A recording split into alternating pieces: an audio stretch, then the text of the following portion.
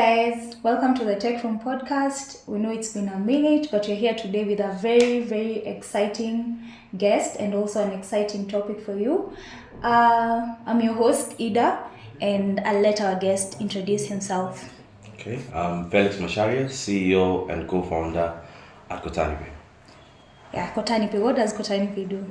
Yeah, so Kotani Pay helps you convert local currency, say Kenya shillings, Tanzania shillings, to crypto, from crypto to your local currency. So in industry lingo, it's called on-ramp, off-ramp, but it just basically means you convert your local currency to crypto and crypto to local currency.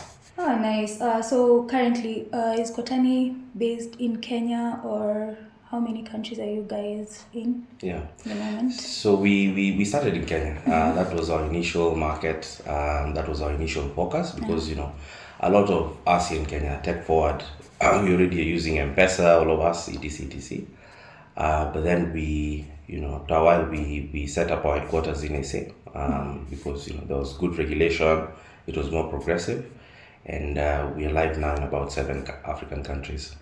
From stalking you, Marama Jambili, I've seen that you're big on blockchain, Web3, and also the stable coins. So what would you say is the main difference between Web3 and other versions of the web currently? Good question. So Web3 is based on a technology called blockchain.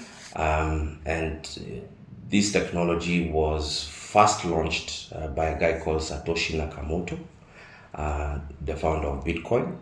He's anonymous. Nobody knows who he is. To date, he has never been found. There have been various suppositions as to who he is. But he is a very bright gentleman, and he was a cryptographer.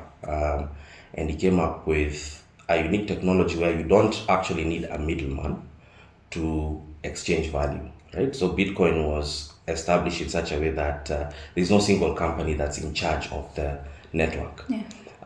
So if you want to join the Bitcoin network today, you can just put up a server. If you're a techie, put up a server, join the network, download the code and run it. And if you are able to solve these hard mathematical problems, you get to be chosen. So that element of solving hard mathematical problems with your server is called mining. So when you talk about mining, we're just saying you took a computer server, you joined the network, you were able to solve that hard mathematical problem. It's actually computers that are doing this, and then you are rewarded for it. So when you mine Bitcoin, right? But the reason why the network has accrued so much value is because so many people from around the world have joined the network. Think of it like Instagram. Where does Instagram accrue its value from? Right? It accrues value from all these people that are on Instagram. So if you want to really grow your network or grow your content creation, you have to be where the people are. So Satoshi created a system where anybody can join with their, of course, techies in this case, but like you can join with your computer, you can solve hard mathematical problems, you can get rewarded for it in Bitcoin. And I think the last time I checked, there are almost like 15 million miners around the world, and these people are properly distributed. They're everywhere. Over time, people realize this technology that Satoshi used can be used for other things. You can use it for supply chains, you can use it for real estate, you can use it for fintech. The most important premise about it is that it is decentralized. There's no person who's really in charge. So how did he do this? He did this by adding a lot of cryptography to it, so that if you're processing a transaction as a miner, you have to broadcast this transaction to other people on the network. The transaction is hashed. We call it hashing. It's hashed. It's covered. It's featured, and then it's put on a list, which is called a block. And then this block, the whole block, is also hashed. It's featured behind some numbers, and then this block is connected to the next block, the previous block, right? And so there's no way you can change anything on the network. There is no way to change the Bitcoin, the chain of transactions. It's very different from M-Pesa. If M-Pesa chose to change transactions today, they can. You've done this before, which is you probably sent somebody money and you sent the wrong person, or you haven't received your money. You call them, you're like, hey, this and this happened, and then they ask you for the details. They want to ensure that you're the right person, and then they change it. In the case of Bitcoin, because there's no central person you can call, they made it such that it's immutable. Immutable means cannot be changed, and that's based on that hashing technology. But if you think about it, that hashing technology can apply to so many other things. It can apply to a big problem we have here in Kenya is, you buy a title deed, somebody knows somebody, they change it, right? If you're to put that whole system, and this is something they're actually trying out in UAE, United Arab Emirates, if you put that kind of system, it's impossible for people to change. It's impossible for people to change elections and so on and so forth. So it brings a lot of transparency to the exchange of value, and that's why people trust the network. People don't trust the network because of anything else. They trust the network because of their math and their hashing. Because it's secure. Yeah, it's a good thing you brought up the crypto stuff and the blockchain as well. I've had a lot of people talk about how stable coins is basically just built on blockchain. How would you describe the relationship between blockchain and stable coins? Okay. Yeah. So if we track back to just what we talked about now, which is first blockchain network is Bitcoin, and you are rewarded in coins. You are rewarded in Bitcoins. Yeah. Bitcoins have an actual value. They are traded. They are traded in markets. They're known as exchanges. Now, exchanges are not a hard concept if you're a millennial or a Gen Z, because it's just an app. You just download the app. It could be Binance. It could be Coinbase. That's where you get your crypto. Somebody can send you the crypto there. Somebody can send you Bitcoin, Ethereum, all these different types of coins, and you can trade in them. So they have value, and because they have value, there's some sentiment behind it. So if for example a network is doing very well, the coin will continue rising in value. The real world comparison will be stocks and companies. You have a company like Safaricom, you have a company like EABL. They probably are well-run companies, and so if you are to buy their shares, or to buy their stock, you expect that their stock will continue rising in value based on good management. There were some that were run down. We know all these guys, Centum, the rest of them that failed. In Cyton. If you're to buy Cyton shares, then it will decrease in value, right? So coins follow the same kind of reasoning, which is based on how well the network is run by its validators, by its miners. The coin will either increase in price or not. So whenever there's a story like the US government wants to open a Bitcoin strategic fund, reserve fund, what does that mean? It means that the US government will be buying Bitcoins from the market. That means that Bitcoin will rise in value. So people can already see, if it's going to rise in value, let me buy the Bitcoin now and keep it and wait for these guys to buy. When they buy, I can probably sell, right? So it has that volatility. So we call it volatility because it's rising, falling, rising and falling in prices. Stable coins are different because stable coins are supposed to maintain a stable value, right? That's why they're stable coins. So we have cryptocurrency. Crypto is a cryptographic part. Currency is just the fact that they are coins, but they're digital coins, right? And they rise and fall, Stable coins are supposed to maintain par value to whatever is backing it. So it could be that you have a US dollar stable coin, it will be backed by the US dollar, right? There's probably an entity or a company that's keeping a bunch of US dollars, but they've decided these US dollars will be represented on a blockchain. So they're represented on a blockchain so that anybody around the world can access it, right? So the two good examples of today is there's one called Tether, there's one called Circle. They keep billions of dollars, right? Like with banks and whatnot, and their audits and all these things. What they do is they take these dollars and they represent them on the blockchain. So we say on-chain, right? When they're represented on the blockchain, Ida can access it, Audrey can access it, anyone can access it, and they can use it for daily transactions. So the reason why stablecoins have become such a big deal, at least here in the case of Africa, is we have three major payment problems, which I think we will talk about. One is we have payments fragmentation in Africa. So because of that payments fragmentation, the people had to look for another solution. Like if I want to send money to a Nigerian, in Nigeria they mostly use bank accounts.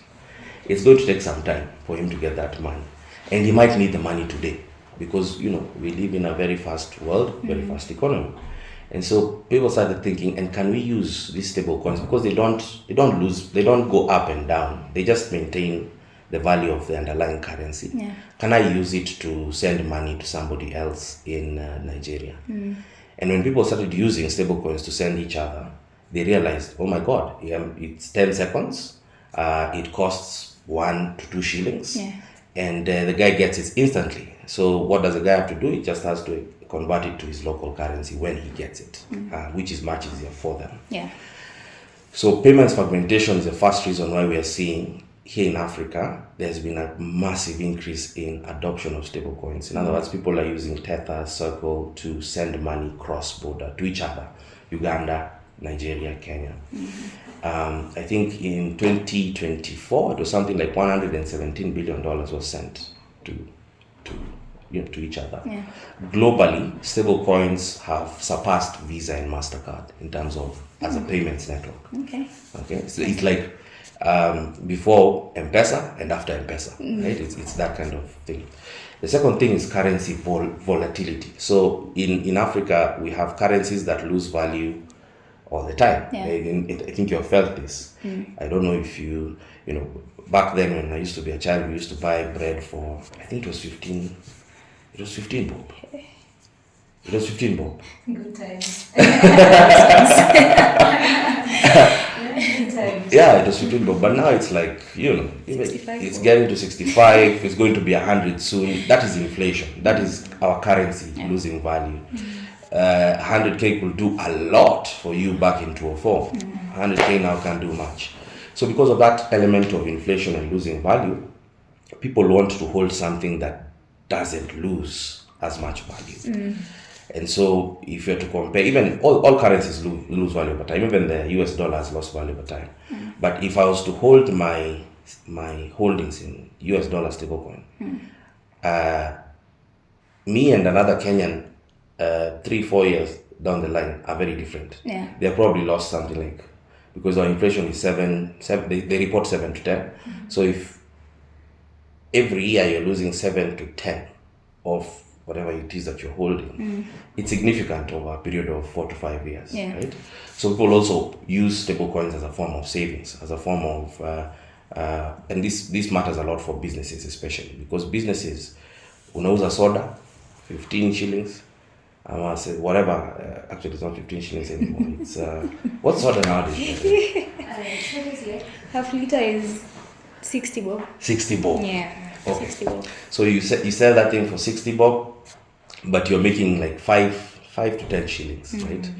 If you just hold it in your local currency, that is in Kenya shilling, you're going to wipe out all that the margin you have made on that in a couple of years, right? So businesses use stable coins as a form of savings to prevent this loss in value.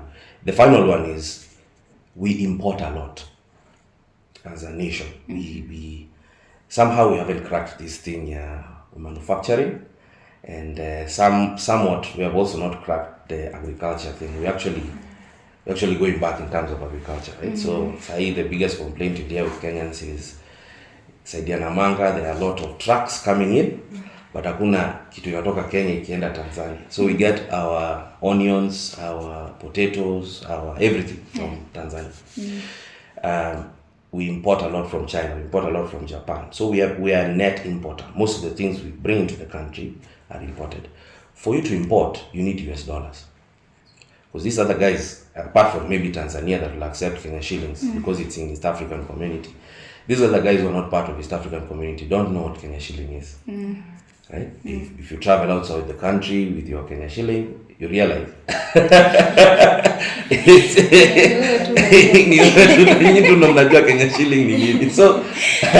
so the US dollar, the US dollar is called the reserve currency of the world because many people use it in trading with each other. If you're trading with China, pay them in US dollars. If you're trading with another country, pay them in US dollars. So it creates a need for US dollars on the continent. But these US dollars are not printed here. They are printed in the US. So dollar stablecoins solve this problem. Because remember what we said, you have the likes of Tether or Circle who are called stablecoin issuers. They hold a bunch of dollars in the US, but they have the representation of these dollars on the blockchain. And the blockchain is accessible to anyone who has the internet. Yeah. For you to shut it down, you have to shut down the internet. That is not possible in a world that highly depends on internet. So that's the breakdown of why stablecoins are important. That's a very. I feel like I was in class for a minute. I felt like I was in class and I've learned a lot from that.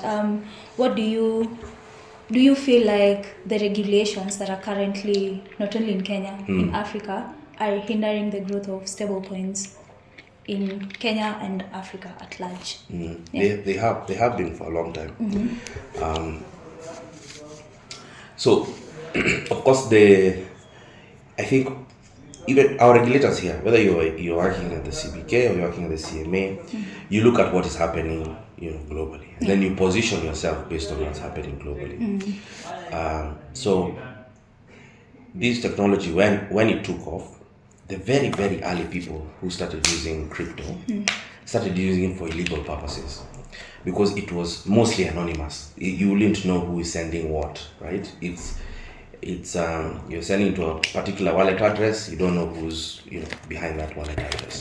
So it got a very bad rap at the beginning, because this is cryptography. The purpose of cryptography is to hide information. Is to encrypt. It's to hide information. So there are people who are using it for drugs, guns, blah blah blah blah blah blah. That's around 2009, 2010. But around 2011, 2012, the FBI figured out how to catch people on these networks, and they started arresting a lot of people who were using it for illegal purposes. That then allowed businesses to start saying, okay, if the FBI can find these people, then can we use this for business? Is it really secure? Is it really, anonymous, right? So we don't say it's anonymous anymore. We say it's pseudonymous, meaning you can put one and two together and find the guy. You can even find the IP address. You can find where they're. Okay. So when business started using it in the US, it's not like the regulators in the US said, no, it's fine, you can use it. They're also worried of is it going to affect our currency, etc., etc. Yeah. What they realized over time is that it's actually good for the US dollar because of what we discussed. US dollar stablecoins on a blockchain being spread around the world makes the US dollar more powerful. Yeah. And so the regulators in the US around 2023, fairly recently, became very friendly and started looking at this industry a different way. Trump went all in, right? Trump said, I'm a crypto president, I'm going to support crypto, etc., etc. And that opened up the industry even more. So in 2022, South Africa, which is hardly an African country in terms of GDP, right? The G35, they have, I think, the largest road network the 10th largest road network in the world, right? So Meshinda Sweden, Meshinda Norway, it's a nice place. It's good that Kenyans don't need visas to go there, but they put in a law and said we're going to also regulate. So if you are doing any activities, we know you are doing it already, right? We can see, because these things can be seen on blockchains, we can see there is almost like $40 billion that is being traded by South Africans, because all the IP addresses, the wallets are in South Africa. We just want to regulate you. So if you are an exchange, come, let's regulate you. That is the place where you exchange these tokens, or you trade with other people. If you're on on-ramp, off-ramp, you enable people to convert local currency to, you can, let's regulate you. So it really opened up that market, and that's why we moved it there. We moved our headquarters there. But of course, Africans are also competing with each other. So Nigeria sees this, and Nigeria says we're going to regulate. Kenya sees this, and Kenya says we're going to regulate. And for Kenya, it was worse, because for Kenya, it was a case that the Financial Action Task Force, which is the major regulator of regulators, said Kenya is going to be put on a grey list. That's like a naughty list. It's like the noisemakers list. And we are not going to allow you to get off that list until you start. You decide: are you going to regulate or are you going to completely ban crypto? Right? Kenya has had a lot of benefit from being a fintech hub, both from M-Pesa and from growing a lot of fintechs. At least when we spoke to most of these government officials, they felt that is a position they'd like to continue in. Yeah. And so in 2023, they gave a mandate to the industry to try and come up with proposals as to what regulations they would want to see. Of course, they had their own opinion. The bill in Parliament is, number one, saying these things need to be taxed. The industry was very much against the previous tax proposed by KRA because it was exorbitant. This was part of Finance Bill 2024. Luckily, luckily that didn't go through. But right now, I think the one that's there is fair. Yeah. It's 10% of, I think, your profits or what you make. There's anti-money laundering and counter-terrorism financing. So we said people like to use these things because they think it's anonymous. But there are ways to find you, and there's a way to prevent that. So that's also in the bill. So the bill is very good. The bill is progressive, but it's also because the government worked with industry to develop it, as opposed to, and this is what I think is Gen Zs are crying for, which is listen to us kind of situation. So it was very good that they listened, and it was a co-developed bill. So Kenya will be regulating it very soon, and if Kenya starts regulating it, then we keep our lead, at least in terms of fintech in East Africa. In East Africa, yeah, that would be a very good bill to be passed. Yeah. So, what do you think is the future of crypto? Okay, let me say stable coins in not only Kenya but in most of the African countries, or even globally. Yeah. So if you think about technology and why most technologies are adopted, it's because they make life better, more convenient, cheaper. Right? It's a case with all the technologies, everything from moving from using horse to using a car, moving from using a ship to using a plane, moving from using the old phones, zile za dial-in, to having a smartphone, which is a powerful computer. You can do so much with it, everything from taking pictures and sending them and all that. So as a human race, we like convenience, we like reducing costs, we like all that. So the reason why I think this will succeed is because it's doing that for payments. We have talked about payments fragmentation. Every country has its own payment system, and that is stressful. Naenda Tanzania hapa chini, you can't do anything. You have to get a new Vodacom line. You have to do what, it's kind of stressful. Yeah. If you have a crypto wallet in Tanzania, you just enter into your Binance, you sell USDT to a Tanzania, na kutumia Tanzania shillings to your mobile money, you're done. You go about your business. So it makes things very convenient on the payments fragmentation side, on the dollar scarcity side, on the cost side of things, because sending this to somebody in Nigeria who has a similar wallet, you can be sending as much as 10,000, 50,000, 100,000, even a million. You will not pay more than 100 Kenyan shillings for that transaction. That's how crazy this is, right? Yeah. And this is why, if I'm sitting in M-Pesa, I have to start thinking, how do I position myself in this market? It's not about M-Pesa really, it's about the technological wave. Right? Yeah. And then for stablecoins specifically, it's not a Kenyan phenomenon, it's global. Yeah. Right? It's being adopted in the US, in Europe. It's like smartphones, it's like the internet. And then it's built on the internet. Yeah. Right? So, and then down the line, if people start using stablecoins, it also means as a creator, I really don't have to wait for YouTube to send me anything. Right? If I'm on a network that allows me to receive directly from my followers, it comes directly to my wallet. There are no middlemen, you're being cut this and that. Just comes directly to me. So the people who are trying something called decentralized social, DSO.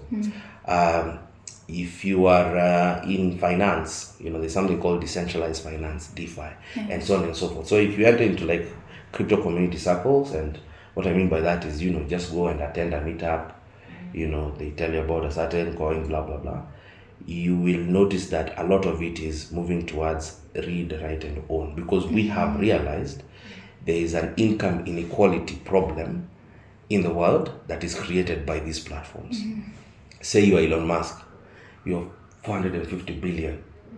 Yet that creator, who people like in Paraguay, is $15, maybe is what he's earning from his content, or $30 or something. So we have to rebalance the scales, and and this technology presents that opportunity. And so if you ask me why will it work, I will tell you it will work because it's making things more convenient, it's making them cheaper, it's making them fast, and it's making them fair. Yeah. So that now the people who are actually creating value are the people who are earning from the value they create. Yeah, I'm going to be a creator soon. Watch out. Ni mimi na stable coins. So my last question, or if Oji has something, I think I'll ask for anyone who's curious about this whole thing and they'd like to start. What would you tell them is the best way to start? Yeah. So I'll be cheap here, kiasi. I'll say follow Kotani on Twitter and on LinkedIn. But the best way to learn is just to engage with the communities, and there are quite a number of communities. There are scammy ones and there are real ones. The first thing you want to do is you just want to read 1 or 2 articles about it. That's it. Like, do your own research is what we say in the community. So what is this? What is Bitcoin? What's blockchain? And so you can just read, and over time you become very knowledgeable. So if you are knowledgeable, nobody can take advantage of you. So you enter these communities. There are communities on Telegram, communities on WhatsApp. There are conferences. Even here locally, we just had the Kenya Blockchain Week last week at the Kenya Blockchain and Crypto Conference. It was the biggest. I think there were like 1,000 or so people who attended, which is the biggest in at least this part of the world. You have meetups. People meet in a lot of these places, Lavington, blah, blah, blah, just to talk about these things. It's all about learning. Yeah, so you learn, and then direct yourself towards what you want to achieve with the learning. So, Audrey? Do I have questions? Do you have anything to... Questions for the teacher. You've worked in different markets. So my question is not about the regulations and the government. And I want to ask about how receptive people are in the different markets when it comes to cryptocurrency. Because I know in Kenya right now, hata ukiambia mtu crypto bado tunaona wataibia. Scam. So what is the general uptake of crypto in different markets? Yeah, so the the truth is that fear is always there, right? The fear of like being scammed, because many people have been scammed, right? I can tell you, go and buy this coin or go and do this, and it's not even like a real coin. It's not even my blockchain to start with. It's just my own invention, essentially. That's why you need regulation. The thing that I've noticed is it depends on the payment maturity in the market. So if you're in SA, where they mostly use cards, people understand the concept better. If you're in Kenya, where people use M-Pesa, people understand the concept better. It will surprise you. Kenya alone, I think, processed $4 billion in crypto just last year. These are Kenyans. Yeah. Right? So there's so many people in Kenya who have understood how to do this. It's very similar to if somebody came to you in 2008 and told you, I'm going to send you an M-Pesa transaction, an Pesa, right? All money back then was cash. We were all using cash. We used to put this cash in Molo line so that we send it back home, right? And it's tangible. It's something you can touch. For the record, we can't relate. Me and you can't relate, but we used to. That's what our parents. You found M-Pesa here, like what? Yes. So it kind of sounds very, obvious. So it depends on the payment maturity. In markets where people have digital cash and digital technologies, the adoption is much faster. Nigeria is like 60 billion. Because there's so many anyway. 1 out of every 5 Africans is Nigerian, right? It's like 250 million people. And you have to look for opportunities.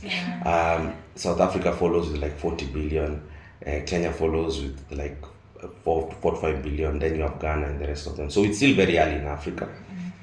If you go to a place like Cameroon, the only people who understand crypto in Cameroon are people who do import and export.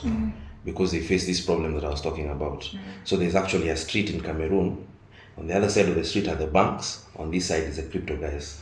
We go with you to the bank, you deposit, I send you your crypto, you go home, right? Yeah. So in countries like that, it will take time for people to be more receptive.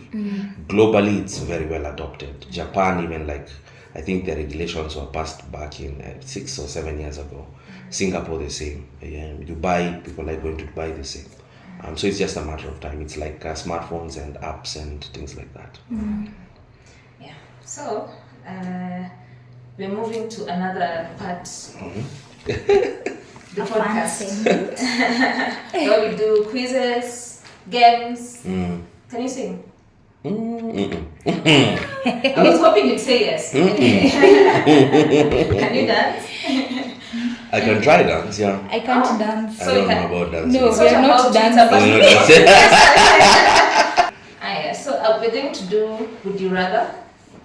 And then I'm going to ask you some just general pop questions. Okay. Yes. I'll start with Would You Rather. This one is the tech edition. Question 1. Would you rather lose all your saved passwords or all your saved photos? All my saved photos. All my saved photos. My photos. Yeah, memories, 10, 20 years memories. No.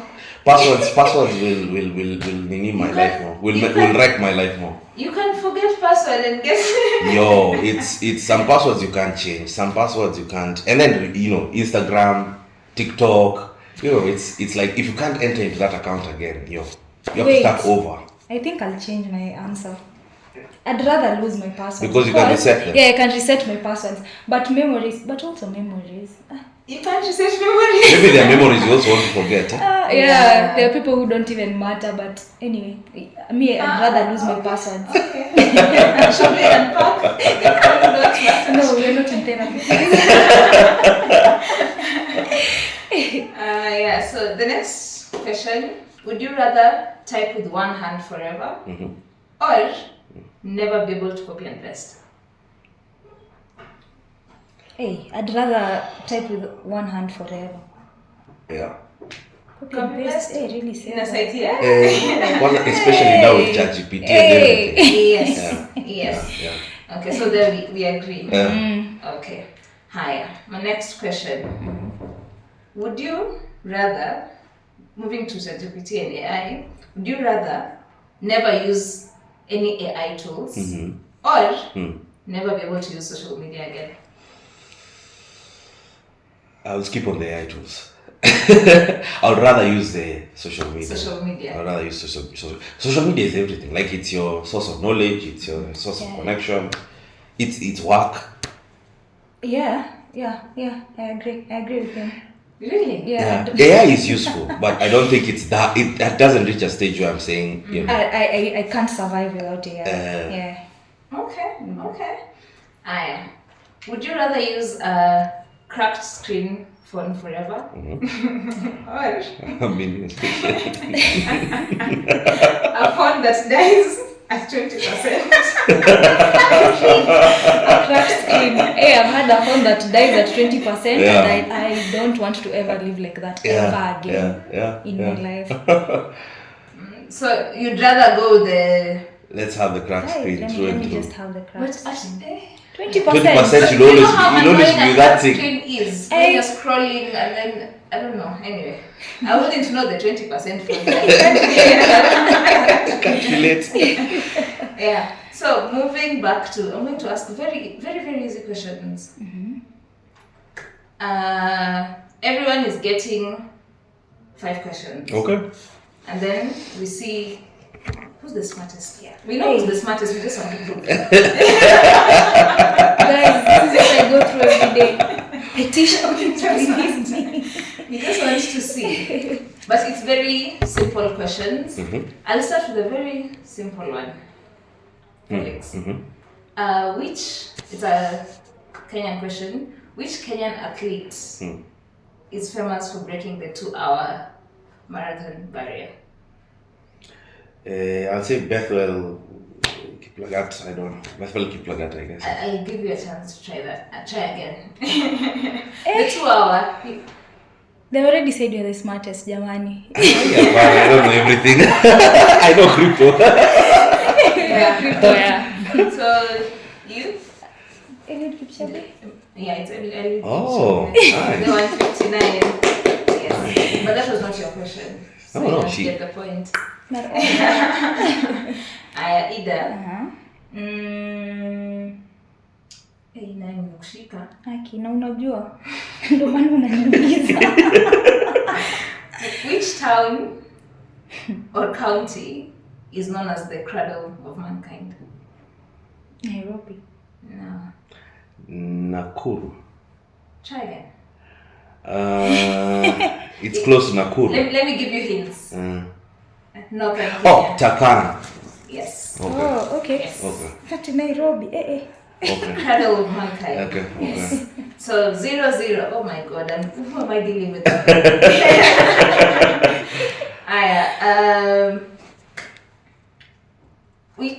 Felix. Which language has the most native speakers in the world? In the world? Yes. I'll say Chinese Mandarin. Good one. Yeah. Point. Yeah, you just think biggest continent. Which one? How many people? 1.5 billion. Yes. Ida. What is the chemical symbol? I'm so serious. You're not even serious. Pole. I want to ask that one. Not even serious. Okay, what's the currency for Japan? Japanese yen. Yes. Yes. I see the smart people are coming back. You're finding us, huh? Yes. This is new. What's the name of the Kenya's national anthem? Ini ChatGPT imeniambia mimi sipo najua iko na jina. Tami elimu. Kenya's national anthem has a name. Apparently. Oh. Wimbo la taifa. Mungu. Something. Actually, that's it. Mungu. According to ChatGPT, it's the first line. Mungu yetu. Oh, Okay. that's the name. Yes. Okay. Something we've learned today is water. Yes. So, Ida, you're always on Netflix. Oh my. What is Netflix most watched series? Just take a guess. You gonna guess kanne. Most watched series. Friends? No, move away from this sitcom. Think the latest nini imetolewa juzi. Latest that imetoka last week. A series that everyone was watching. Season 2 part. Anyway. It's made in Korea. Squid Game. Squid Game. Yes. Oh, I almost said Beauty in Black. Yeah. 3-3. So the tally is 2-1. Okay. Do you want a chance to redeem yourself? Chemical symbol? And